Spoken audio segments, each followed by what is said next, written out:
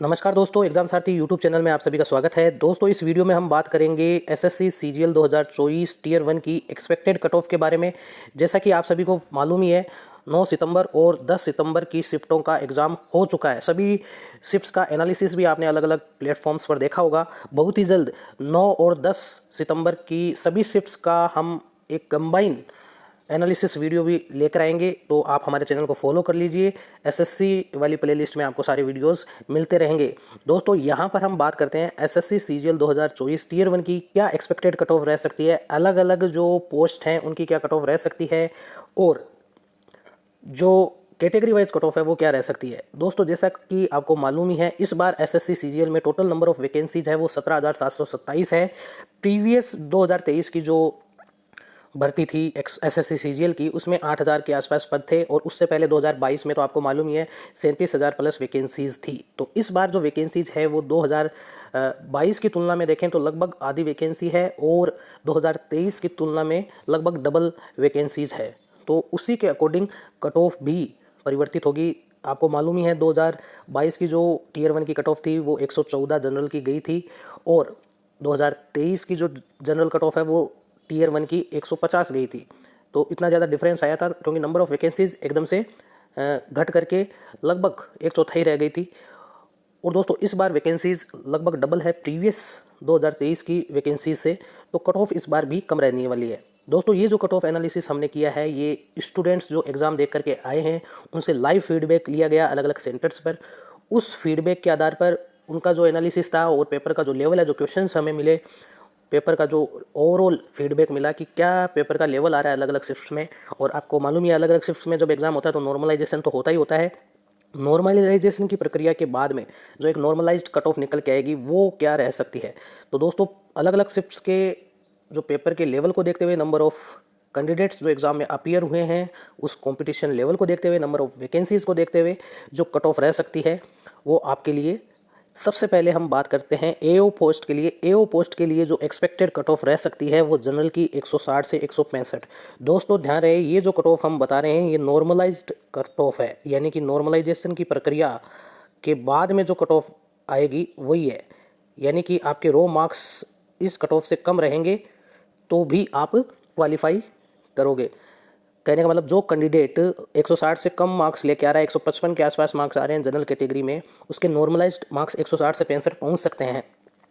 तो ये normalised cut off है। इससे लगभग 5 से 8 मार्क्स आप मान के चल सकते हैं, 5 से 10 मार्क्स के बीच में जो है मार्क्स बढ़ सकते हैं। एग्जैक्टली कोई नहीं बता सकता कि नॉर्मलाइजेशन की प्रक्रिया के बाद में कितने मार्क्स इंक्रीज हो सकते हैं, क्योंकि अभी 2 दिन का ही एग्जाम हुआ है, 26 सितंबर तक एग्जाम चलेंगे। तो हो सकता है आने वाली शिफ्ट्स और टफ आ जाए, तो नॉर्मलाइज्ड मार्क्स हैं वो थोड़े से आप मान के चल सकते हैं कि टफ आने पर थोड़े बढ़ सकते हैं कैंडिडेट्स के, और कट ऑफ मामूली सी इंक्रीज हो सकती है। लेकिन ये जो कट ऑफ है वो एक सभी शिफ्ट्स को लगभग ये मान के चल रहे हैं कि एक जैसी रहेगी, पेपर का लेवल एक जैसा रहेगा, लेकिन थोड़ा बहुत तो डिफरेंस आएगा ही आएगा। तो उसको देखते हुए लगभग कट ऑफ जा सकती है आपकी 160 से 165 जनरल।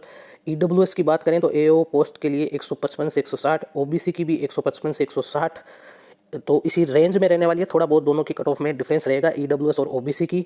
इसके अलावा एससी की कट ऑफ रहने वाली है 140 से 145, एसटी की कट ऑफ रहने वाली है एओ पोस्ट के लिए 135 से 140। तो दोस्तों, ये नॉर्मलाइज्ड कट ऑफ है। आपको फिर से बता दें, अगर आपका रो स्कोर इस कट ऑफ से 5 से 10 मार्क्स के डिफरेंस पर है तो आप मान के चलें कि आप सेफ कैटेगरी में हैं, आप सेफ है वो स्कोर आपके लिए।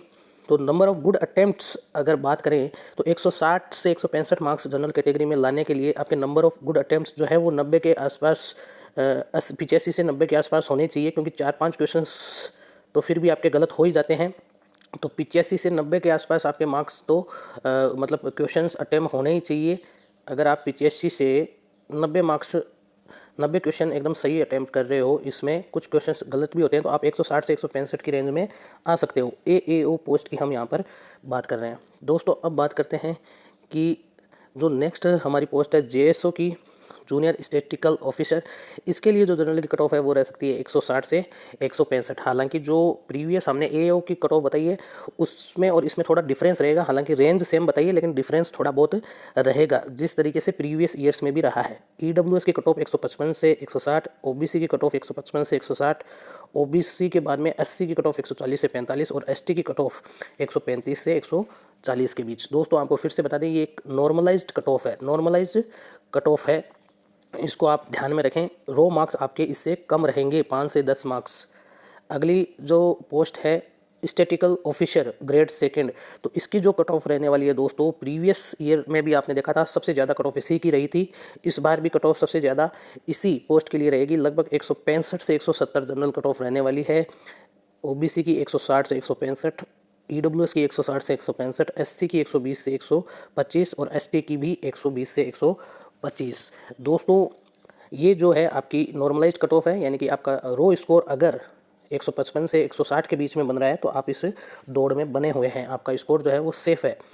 अगला जो सबसे महत्वपूर्ण कट ऑफ है जिसके लिए सब वेट कर रहे थे, जो ऑल अदर पोस्ट है, इन 3 पोस्ट के अलावा यानी एओ जेएसओ इनके अलावा जितनी भी पोस्ट हैं उनके लिए जो आपने अप्लाई किया है, ज़्यादातर कैंडिडेट्स ने, सबसे ज़्यादा वैकेंसी भी इसी पोस्ट की है, तो वो कट ऑफ रह सकती है दोस्तों। जनरल कट ऑफ आपके लिए एसएससी सीजीएल टीयर 1 की 130 से 135।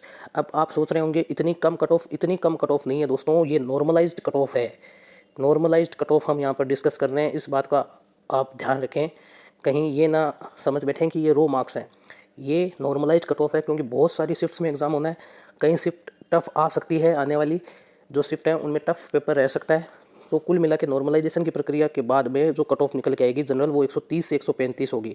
यानी कि अगर आप 125 से 130 के बीच में आपका रो स्कोर बन रहा है, इवन 120 से 130 के बीच में आपका रो स्कोर बन रहा है, तो भी आपको चिंता करने की आवश्यकता नहीं है। आप जो है सेफ साइड पर हैं, नॉर्मलाइज्ड कट ऑफ में आप क्वालिफाई कर जाएंगे टीयर 1 का लिए और टीयर 2 में अपीयर हो पाएंगे।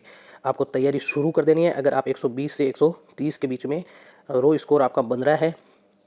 इसके बाद में दोस्तों बात करें ईडब्ल्यूएस की, तो 125 से 130, ओबीसी की 125 से 130, एससी की 105 से 110, एसटी की 95 से 100, ईएसएम यानी एक्स सर्विसमैन की 80 से 85। तो दोस्तों इस कट ऑफ के आसपास कट ऑफ रहने वाली है। और दोस्तों जो आने वाली शिफ्ट्स हैं उनमें जो कैंडिडेट्स एग्ज़ाम देने जा रहे हैं उनको इस कट ऑफ का ध्यान रखना है। ये नॉर्मलाइज कट ऑफ है, यानी कि अगर आप जनरल कैटेगरी में हैं तो आपको कम से कम इतने क्वेश्चन करके आने हैं कि आपका जो सेफ स्कोर है, यानी कि आपका जो रो स्कोर है वो 120 से 130 के बीच में रहे, ताकि फाइनल जो नॉर्मलाइज्ड कट ऑफ निकल के आएगी टीयर 1 की उसमें आप क्वालिफाई हो सकें। 120 से 130 स्कोर लाने के लिए आपको 60 से 65 क्वेश्चंस सही होने चाहिए। 60 से 65 क्वेश्चन आपके सही होने चाहिए। इसका मतलब ये है कि आपके नंबर ऑफ़ गुड अटैम्प्ट्स हैं वो कम से कम 70 से 75 के बीच में होने चाहिए। 70 से 75 के बीच में आपके अटैम्प्ट्स होने चाहिए 90% एक्यूरेसी के साथ, क्योंकि 5-7 क्वेश्चंस तो गलत हो भी सकते हैं किसी के भी। अगर आपने 70 से 75 क्वेश्चन अटैम्प्ट कर लिए और उनमें से भी अगर आपके 60 क्वेश्चन 60 से 65 की रेंज में पूरे सही बैठ रहे हैं, यानी कि 70 से 75 आपने अटैम्प्ट किए, 75 क्वेश्चन अटैम्प्ट किए, उसमें से 5 गलत हो गए, बाकी के 70 क्वेश्चन सही है, तो कुल मिला के आप 60 से 65 की रेंज में रह सकते हो। तो इस चीज़ का आपको ध्यान रखना है, 70 से 75 क्वेश्चन आपको अटैम्प्ट ज़रूर करने हैं और बढ़िया एक्यूरेसी के साथ 60 से 65 क्वेश्चन अगर आपके सही हो रहे हैं तो आप टीयर 1 क्वालिफाई कर जाएंगे जनरल कैटेगरी में। बाकी अदर कैटेगरी के कैंडिडेट भी इसी के अकॉर्डिंग अपनी एक आइडिया बना सकते हैं कि कितने क्वेश्चन इन्हें अटैम्प्ट करने हैं और कितना रो स्कोर बनाना है। तो दोस्तों वीडियो पसंद आया तो इसे लाइक करें, शेयर करें, साथ ही आगे आने वाले अपडेट्स के लिए चैनल को सब्सक्राइब कर लें। धन्यवाद।